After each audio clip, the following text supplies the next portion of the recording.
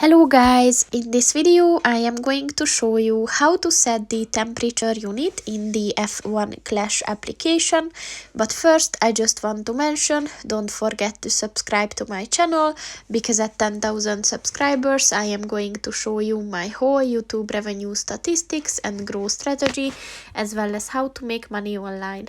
Let's jump into it. First of all, open the application on your phone. And then click on the home button at the bottom of the page.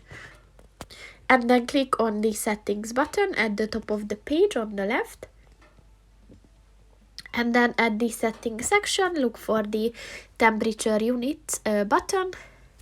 And as you can see, you can set it to Fahrenheit or Celsius. So just click on the one that you want to use and it is set. So that's pretty much it for this video, guys. See you in the next one. Goodbye.